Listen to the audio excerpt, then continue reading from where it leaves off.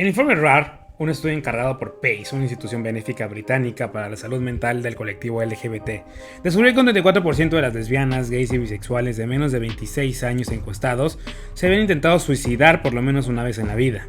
Por otro lado, el 48% de los transexuales jóvenes también habían intentado suicidarse. En comparación con el 18% de jóvenes heterosexuales y el 26% de jóvenes cisgénero. Sí, la salud mental de la comunidad LGBT importa y nos debería de importar mucho. Para hablar de este tema hoy tengo a un gran invitado, Sergio Orihuela, psicólogo social e investigador de la UAM Xochimilco, especialista en temas de diversidad sexual, violencias, masculinidades, salud mental comunitaria y situación de calle con enfoque LGBT. Actualmente colabora con Victoria Sámano en YECA y con Hombres Trans Panamá y es miembro de la International Society of Substance Use. Y platicamos sobre qué es la salud mental, por qué debemos preocuparnos por la salud mental de las personas LGBT, cómo afecta la discriminación, la violencia, el rechazo a las personas LGBT a nivel de salud mental y cómo los medios de comunicación y la religión han perpetuado el estigma en contra de la comunidad LGBT. Te doy la bienvenida al episodio 16 de la tercera temporada de Cositas de Niños. En Cositas de Niños hablaremos de esos temas que nos hacen sentirnos vulnerables, eso de lo que nos dijeron que no podíamos hablar. Junto a expertos y amigos abriremos la conversación a todos esos asuntos de los que necesitamos platicar y conoceremos las historias que inspiran de personajes que han luchado por llegar hasta donde están. Recuerda que puedes suscribirte a nuestro canal en las distintas plataformas y calificarnos para llegar a más personas. También estamos en Instagram, en Facebook y en TikTok como Cositas de Ninos el podcast y en Twitter simplemente como Cositas de Ninos. Yo soy Víctor Cuevas y esto es Cositas de Niños tercera temporada, un espacio de encuentro contigo. Te doy la bienvenida a este nuevo episodio de Cositas de Niños, en especial de Pride, que sí, ya se extendió un poco más de lo normal, pero creo que es pertinente, es necesario y más en tiempos tan difíciles que estamos pasando. Y hoy, pues tengo un excelente, gran invitado que le decía que qué bueno que, no sé, siempre les he dicho que la vida nos pone a las personas en el camino para algo o por algo. Y justo estaba pensando, digo, a ver, ¿a quién podemos traer para que hable de este tema? Porque este tema ya me habían platicado antes, que sí es súper importante. Digo, ¿quién? Y ¡pum! Apareció, salió ahí, estuvo en mi camino. Sergio Orihuela, ¿cómo estás? Bienvenida a Cositas de Niños. Muchas gracias. No, pues muy bien aquí, mira, ya dispuestos a platicar y echar el chal aquí en este espacio. Y te agradezco muchísimo que hayas abierto la oportunidad porque yo soy de la idea que estos espacios son justamente la oportunidad, ¿no? Para seguir hablando de los temas, ¿no? Y aunque no sea el Pride, creo que justamente ese es el objetivo, ¿no? Que aunque no sea el Pride hay que seguir poniendo sobre la mesa temas importantes. Y te No, agradezco. y como os decía, no, creo que bien lo dices, que aunque no sea Pride hay que hablarlo y sí, porque pasamos por momentos muy complicados y como lo que siempre ha sido el objetivo de este espacio, ¿no? Como resetear, como dar información para que las personas Ujú. reseten ese chip y Claro. quizá con la información cambien un poco su perspectiva, porque por ejemplo yo tenía como que muchas marañas en la cabeza antes y ya que empezamos con este espacio, que empecé a aprender, pues mi mente se ha abierto a un nivel impresionante y que bueno, finalmente eso es lo que se esperaría, que las personas que siguen aquí en este espacio, pues poco a poco vayan pues teniendo esta información y les ayude como a abrir un poco más la mente. Pero pues bueno, arrancamos con el primer tema. La primera pregunta que bueno, que ya hablamos de este tema anteriormente, pero es importante volverlo a mencionar, porque finalmente, pues es un tema más recurrente ahora, pero siempre ha Sí. sido un tema importante y es el tema de la salud mental. ¿Qué es la salud mental y por qué hay que preocuparnos por ella, Sergio? Bueno, pues mira, Vic, hay mucha conceptualización respecto a lo que es la salud mental. De hecho, la gran organización mundial de la salud pues ha dicho que la salud mental es un estado de bienestar, ¿no? En la cual cada persona desarrolla su potencial o desarrolla sus capacidades, afronta todo lo que hay en la vida, ¿no?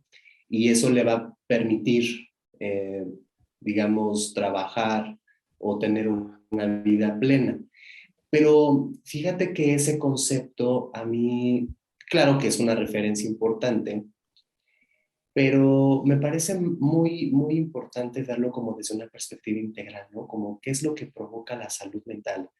Entonces, a partir yo de esa pregunta, yo pienso que podemos definir la salud mental como una condición que la producen una serie de características políticas, sociales, económicas, comunitarias, religiosas, ¿no? Geopolíticas, que permiten a una persona o una comunidad poder vivir plenamente, ¿no? Eso es un concepto que para mí amplía, ¿no? Bueno, abarca otros contextos, otros elementos que influyen, ¿no?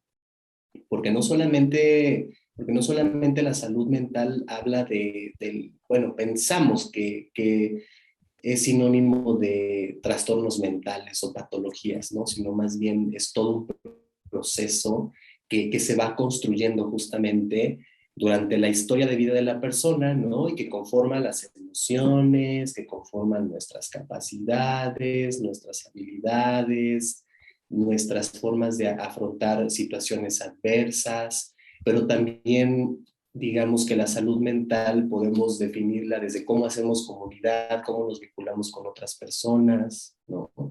Entonces, sí, me parece que este concepto para mí me funciona más integral. Y creo que lo que sí nos tiene que preocupar, fíjate, es justo que no todas las personas tenemos este acceso a un apoyo especializado, ¿no? Como para poder justo conocer esto que conocemos como la atención a la salud mental, ¿no? Sobre todo porque muchas personas, ¿no? Estamos propensas a la falta de políticas públicas, ¿no? El desempleo, la explotación laboral o la inestabilidad, las desigualdades sociales, ¿no? Que sean por motivos de género, raza, clase, corporalidades, edad, situaciones económicas, por ejemplo, cuando una persona vive una violencia, ¿no? Por cuestiones justo, ¿no? Estructurales, cuando una persona vive prejuicios o discriminaciones, ¿no? O sea, creo que todos esos elementos justo propician que una persona no acceda plenamente a la salud mental, ¿no? Pero al mismo tiempo, creo que eso también eh, provoca en la persona pues todos estos malestares emocionales, sufrimientos o lo que conocemos como trastornos mentales, ¿no? Y en pocas palabras te puedo decir, ¿no? Que a la poca distribución de derechos o a la distribución desigual de derechos, ¿no? No hay salud mental. Entonces, creo que sí es una pregunta bien interesante, Vic, me gusta porque nos ayuda a problematizar y por lo menos la propuesta es generar un concepto mucho más cercano a la realidad, ¿me Claro. entiendes? Uh-huh. Y le voy a jugar al abogado del diablo con la pregunta que te voy a hacer. Uh-huh. Y te la hago porque muchas personas se la hacen.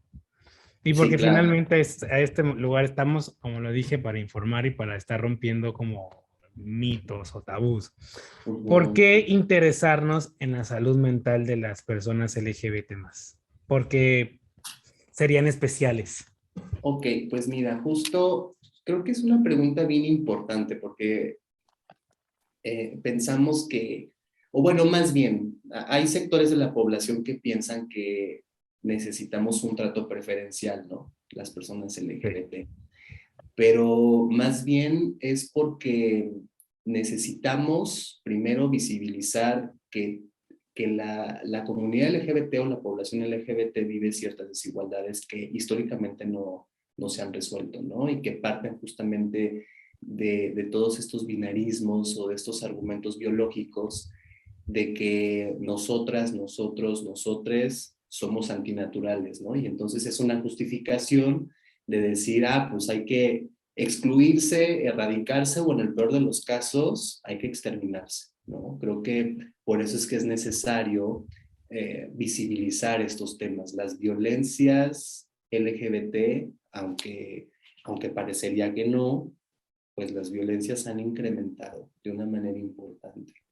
Y suelen ser, con el paso del tiempo, suelen ser más invisibilizadas o más normalizadas, ¿no? Entonces creo que esa es una de las razones por las cuales hay que seguir poniendo el tema sobre la mesa, ¿no? Porque justo las violencias, la discriminación, los rechazos, etcétera, producen efectos en la salud mental de las personas LGBT. Y eso, si lo vemos como en tema de costos del Estado, pues eso sí produce, generar una infraestructura, personal capacitado, ¿no? Espacios seguros, que claro, yo creo que más adelante podríamos hablar de eso, pero claro que la violencia hacia estas poblaciones genera un costo en el mundo, ¿no? Entonces, si lo quieren ver como en ese tema económico, político, claro que tiene sus repercusiones, pero en esta entrevista que tú me realizas, pues claro, es importante visibilizarlo porque por estas dinámicas que se presentan todavía, ¿no? ¿Y qué papel ha jugado la heteronormatividad en este problema? O sea, hablamos de la heteronormatividad, de bla, bla, bla, pero creo que muchas veces no entendemos el trasfondo de las consecuencias de esta dinámica que hemos llevado por años en la historia y que muchas personas siguen replicando y que lamentablemente pues continúa ahí, ¿no? Y sabemos que no es correcto, que no debemos seguir así, pero pues, no sé, quizá muchas personas lo hacen por desconocimiento, quizá muchas personas lo hacen porque les vale o porque les encanta estar jodiendo al prójimo. Sí, ¿sabes una cosa? Me encanta que toques este tema, Víctor, porque se aborda muy poco lo que es o lo que se considera la heteronormatividad, ¿no? Piensan que son conceptos que nos inventamos, que son de moda, ¿no? Y que son como pretextos justo, ¿no? Para defender nuestros derechos. Pero me parece muy interesante esto que mencionas, porque para poder responder esta pregunta, a mí me parece también fundamental seguir pensando qué es esto de la heteronormatividad, Justo, ¿no? sí. Primero, me encanta, porque justo es un sistema que, que genera violencias. Yo creo que responde a esta pregunta que tú me hacías, ¿no?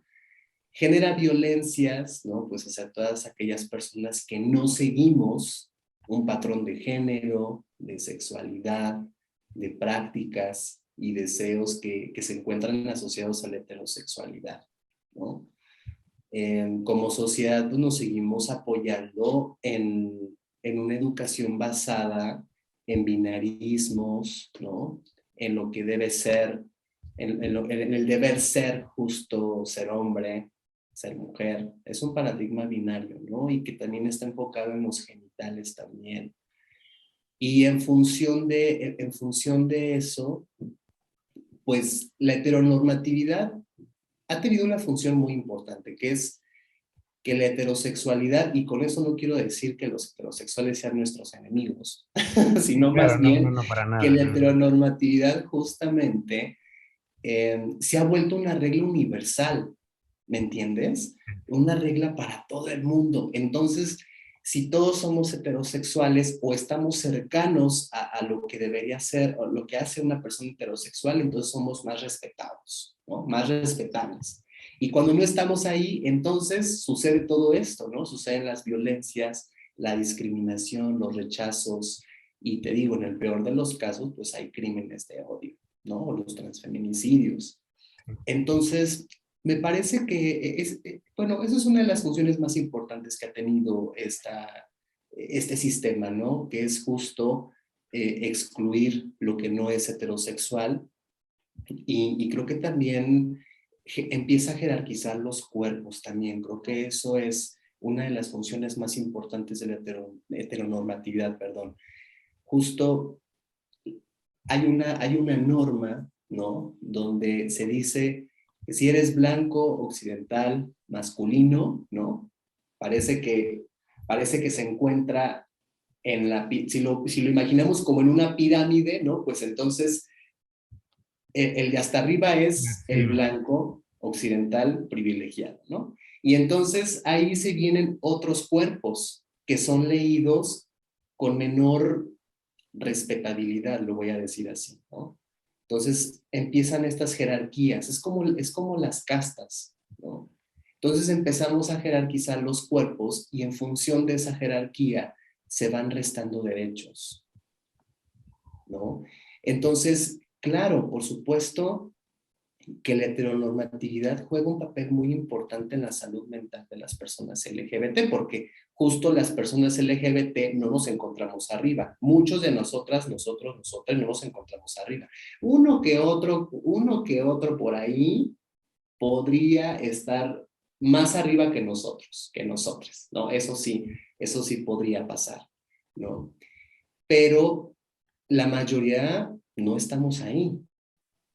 Entonces ha tenido un papel muy importante porque si estamos abajo justamente en esta distribución desigual de derechos, pues puede producir justamente ante la desprotección, ¿no? O ante la no eficacia de nuestros derechos, pues puede producir todos estos malestares que podemos conocer, ¿no? Desde la ansiedad, depresión, intentos suicidas o suicidas que se encuentran, o más bien suicidios, perdón, que se encuentran ya concretados, malestares asociados a un trauma, por ejemplo, e incluso lo que mencionábamos anteriormente, todas estas desigualdades, por ejemplo, el desempleo, la falta de vivienda, ¿no? La falta de acceso a la salud, ¿qué es lo que puede producir, ¿no? En la salud mental. Entonces, no sé si ha respondido esa pregunta, pero me parece que sí es muy importante poner sobre la mesa la función de la heteronormatividad, ¿no? En todo esto. Y justo lo mencionabas en algún punto y es parte dentro de esto mismo de la heteronormatividad, es cómo afecta la discriminación, la violencia, el rechazo a las personas LGBT a nivel de salud mental, porque pues la gente discrimina, pues ya no sé ni por qué en pleno 2022. La gente señala, estigmatiza, dice, hace, y Ujú. muchas veces, no sé, quiero pensar que lo hacen sin saber lo que generan en otra persona. Quiero pensarlo, quiero Sí. pensarlo. Pero sabemos realmente que no es así. Lo hacen por el simple hecho de hacerlo y por, pues a veces no, no quiero entrar en este concepto literario de el bueno y el malo, pero pues sí les Ujú. encanta hacer la vida un infierno a las otras personas, ¿no? Entonces, ¿cómo Claro. afecta estas situaciones a las personas LGBT? Pues para que quienes lo hacen, pues digan, ah, oye, va, creo que en un mundo ideal pensarían, oye, pues sí, no, eso no es correcto. Ujú.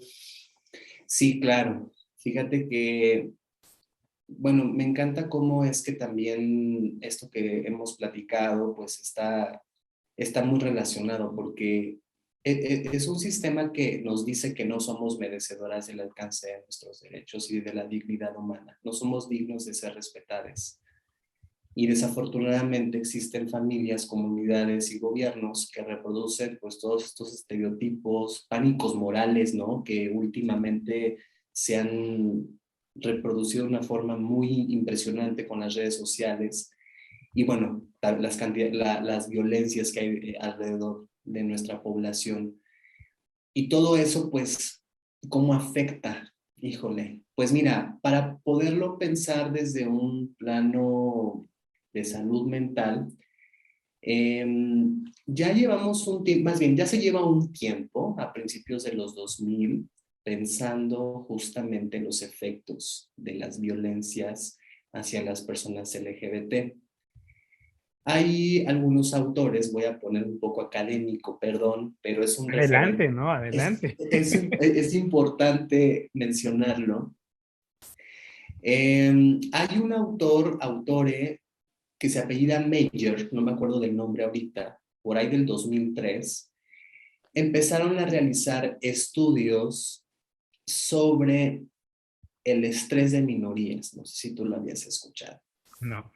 El estrés de minorías justamente es el resultado, ¿no? De todas estas violencias LGBT.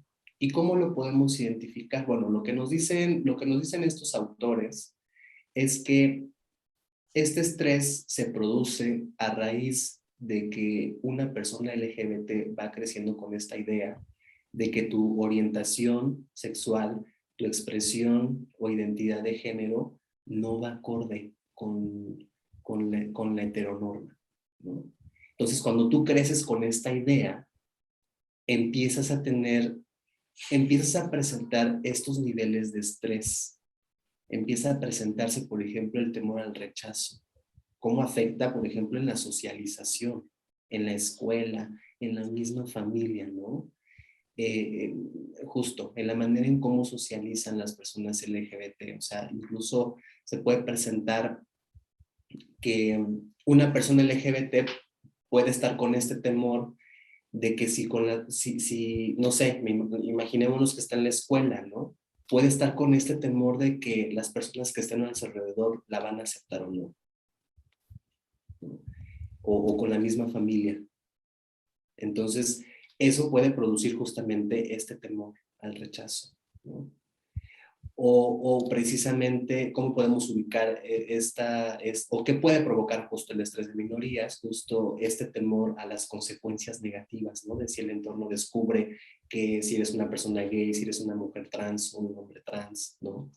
Creo que también se puede manifestar que, por ejemplo, si tú creces en un medio donde las categorías maricón, travesti, marimacho, las han utilizado como un insulto, por ejemplo, Claro. ¿no? ¿Qué otra cosa también se puede identificar? Bueno, también se puede presentar esta inadecuación, ¿no? De no sentirte representado, por ejemplo, en los medios de comunicación. No sé si tú recordarás en televisión abierta, bueno, es que hay muchos ejemplos, ¿no? Cómo es que en los medios de comunicación hay una representación muy ridiculizada, muy, sí, claro, que se presta justamente a las violencias, ¿no? Una representación del ser gay, del ser una mujer trans en los medios de Sí. comunicación. Y eso puede tener efectos muy importantes en el desarrollo de la persona LGBT, ¿no? Pensamos que no, pensamos que, voy a poner un ejemplo muy burdo, pero yo recuerdo de un programa que salía a las 11 de la noche, de un productor que se conoce que es misógino, ¿no? Jorge Ortiz de Pinedo. Tenía por ahí un programa que no recuerdo su nombre, pero creo que era de una escuela. Y claro, había, Escuelita. ajá, la escuelita, exacto. Y había un personaje que era muy Agapito. femenino, Era que era, Agapito. ajá, Agapito, justamente, ¿no? Agapito. Que era un personaje súper femenino, ¿no? Sí. Y entonces, claro, pues la sociedad con que lo relaciona. Ah, no, pues es un hombre gay, ¿no? Y lo violentaban todo el tiempo.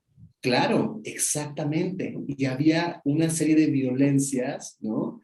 Que eran hasta sistemáticas, porque no solamente eran, o se presentaban entre compañeros, sino también entre la misma profesora, que era muy autoritaria, ¿no? Por ejemplo.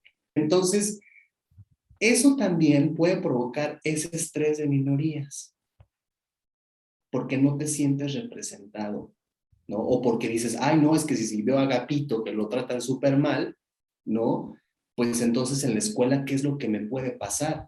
Claro. Lo que le pasa a Agapito, por ejemplo, ¿no?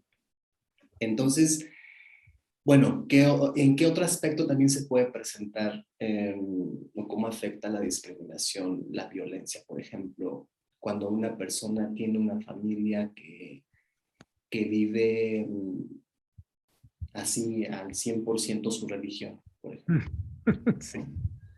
¿No? O sea, incluso la persona LGBT puede sentirse excluido de estos cultos religiosos, ¿no? Porque, Claro. o sea, en un país, por ejemplo, en el nuestro, ¿no? Que es totalmente católico, ¿no? Que sigue siendo muy católico. Imagínate el efecto que eso puede producir también en una persona LGBT, ¿no? Si estás escuchando constantemente que el sacerdote o cualquier persona que es como responsable de dar el culto religioso se basa en un versículo de la Biblia, ¿no? Para decir es que la homosexualidad, ¿no? Es un pecado, ¿no? Y entonces hay que llevarlo al catecismo, ¿no? Y entonces hay que traerlo a la iglesia porque está mal, ¿no? Hay que Porque es ante, curarlo. hay que curarlo. Eso es lo terrible, ¿no? ¿Qué otra cosa también? Me parece que justo cómo ha afectado también todas estas discriminaciones, violencias, justo la persona LGBT también puede presentar como tener esta no certeza de que va a encontrar a personas pares LGBT, ¿no? Que te puedas sentir como solo, sola, sole, ¿no? Justamente porque creo que desde toda la vida pues siempre hemos gestionado el armario, el closet, ¿no? Siempre nos hemos, como que hemos salido, pero que hemos entrado, ¿no? Pero justamente como un método de supervivencia también. Sí. Entonces, puede presentarse eso de que no tengamos la certeza de sentirnos acompañados, ¿no? En este proceso de descubrimiento, en este proceso de desarrollarnos libremente, ¿no? Ahora, si lo vemos también como en el plano un poco más individual, pues puede presentar justamente autoestigma, por ejemplo, ¿no? Puedes sentir rechazo, puedes sentir estigma por tu propia identidad, por tu propia orientación sexual, por ejemplo, ¿no? Puedes presentar síntomas de depresión, como lo hemos mencionado, ansiedad, los intentos suicidas o digamos ya un suicidio concretado. Perdón, incluso también se puede presentar como estas conductas de hipervigilancia, ¿no? A raíz de que no sabes si te van a rechazar, te van a golpear o te van a aceptar, ¿no? Siempre estás como a la expectativa justo de lo que pueda pasar en tu entorno. Puede presentarse también el ocultamiento, es decir, es cuando una persona se encuentra ya en el closet, ¿no? Independientemente si eres una persona gay, lesbiana, mujer trans, hombre trans, ¿no? Puedes ocultar tu identidad, ¿no? O puedes aislarte también. Puedes quedarte encerrado, encerrada. Te puedes quedar en casa y sin socializar, también eso afecta mucho. O también, ¿sabes qué es lo que he encontrado? Hay personas que viven con este antecedente de violencias, ¿no? Que también se desconectan de la misma comunidad, por ejemplo. Es decir, como que no quieren saber nada de la población LGBT, ¿no? Y eso que puede provocar desprecio, puede provocar conductas LGBT-fóbicas, ¿no? También justo influye en autoestima, ¿no? Influye también justo, ¿no? Como en la percepción que tienes de uno mismo, uno misma. Entonces, son varias cosas, digo, de manera muy general te las he compartido, pero son cosas que se han presentado justamente. Dando la vuelta, y ahora del otro lado, cómo lidiar, y justo lo dijiste, ¿no? Con el estigma internalizado y con la culpa que todas estas circunstancias te generan. En el próximo episodio. Es buscar redes de apoyo. O sea, a lo mejor si tu familia no es la red de apoyo, quizá ahora con esta sociedad del conocimiento y redes sociales puede ser un poco más fácil, ¿no? Encontrar espacios seguros. Si existen las posibilidades, pues acudir a un centro comunitario, a alguna organización, una organización de la sociedad civil, ¿no? Que pueda encontrarse con estos pares. Y esto podría ayudar justo a regular todo este sentimiento de culpa, este closet.